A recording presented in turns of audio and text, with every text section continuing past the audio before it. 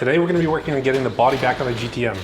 So over the past few weeks I've been working on cleaning up some of the wiring for it so that everything is ready to go back together.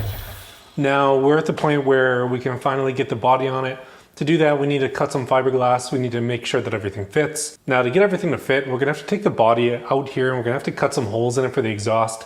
So let's go ahead and let's kind of walk through what I've been working on for the past few weeks on this car. Alright, so I've been spending a lot of time trying to get this wiring sorted out. So one of the things that you'll notice is now that all the grounds that were there before are actually mounted down here. This is only double-sided taped in for now because I want to make sure that I know exactly where it's going to go.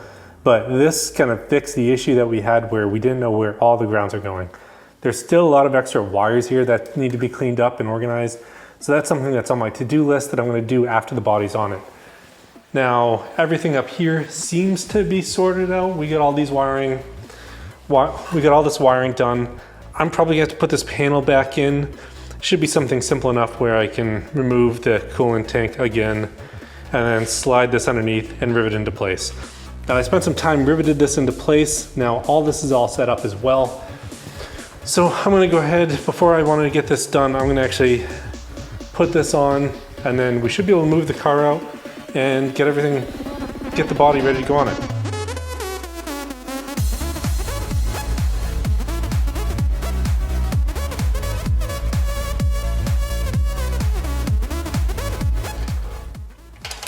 No, I don't even think this tank is necessary, and I'm most likely gonna end up taking it out. There is 15 PSI cap up here, but I also have on the back tank, so it's a little bit extra coolant. The car is definitely taking some time to get up to temperature. I haven't been able to check the fans yet. And this is just the place where it could potentially leak more, so there's a good chance it's coming out. For now, we'll get this mounted in.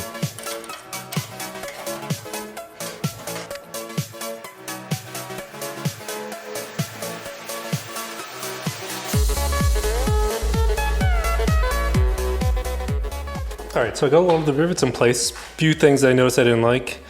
So I didn't rivet down there yet, but I noticed this wiring is against a sharp piece of aluminum here.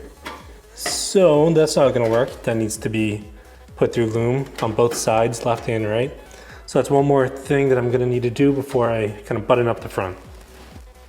So I have to take off these pipes here just because they stick out the back of the car and the body isn't cut for them yet. So we're gonna take these off first before we get the body cleaned up and in the garage.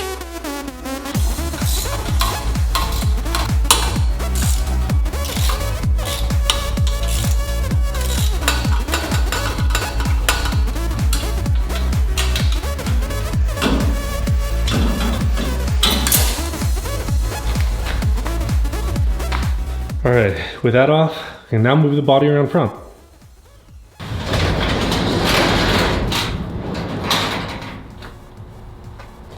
Now this body was stored outside for the longest time, to the point where you can still see some cracks where some branches fell on it. It's covered in sap, so it's going to take a lot of work to get it clean, so I used some chemicals here to try to clean up as much as I could.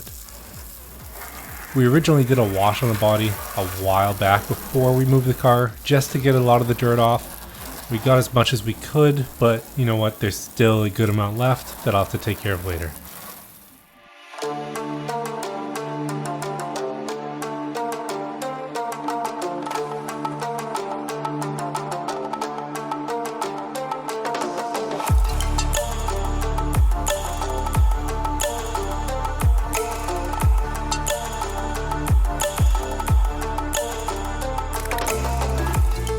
All right, now that we have the body in the car, we can start doing some of the real work to it. So everything's pretty much come together. I had to take out the dash just to get everything to fit in and make sure nothing was coming in contact with it, including my my starting system.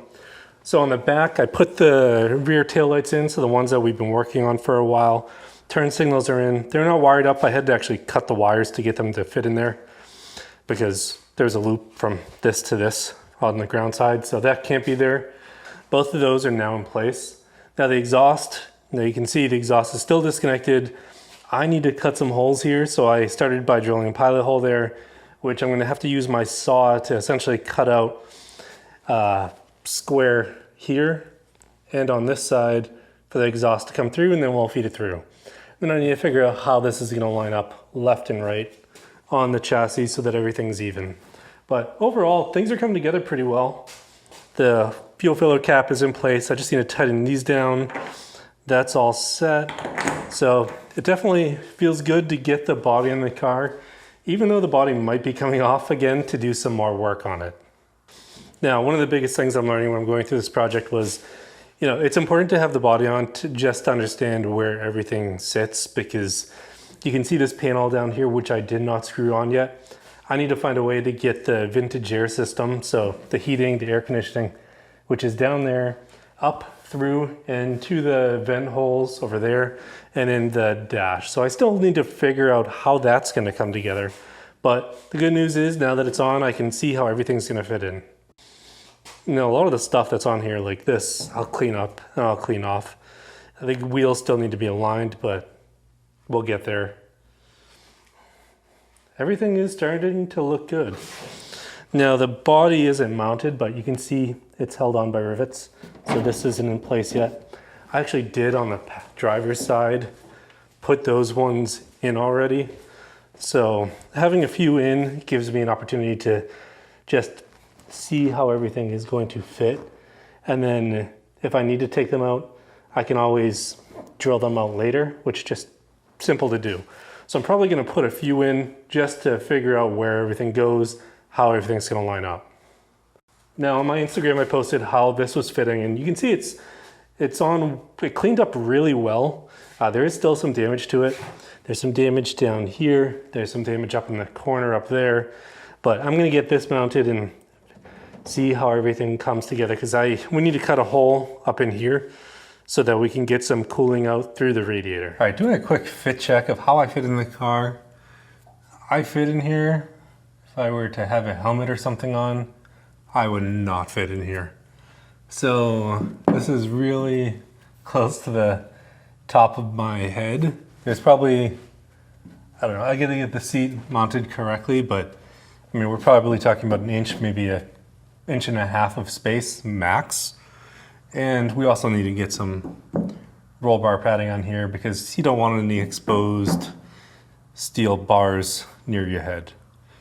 But man, this car is very, very tight. When you're a kid, you're looking through those small tank windows that are like kind of slits in the front of in the front. That's kind of what this looks like. There really isn't that much room to see out of this, and you're really really low to the ground.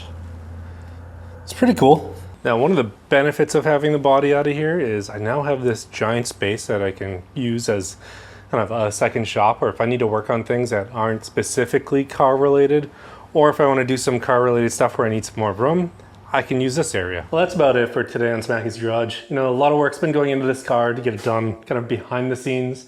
I'm finally getting to some of the more interesting things when things are getting wrapped up. The body is on the car. There's typically a big challenge when you're working on these when you're doing the doors on the car, so it'll be interesting to get the doors going. But thanks for tuning in this week to Smacky's Garage. I'll see you next time.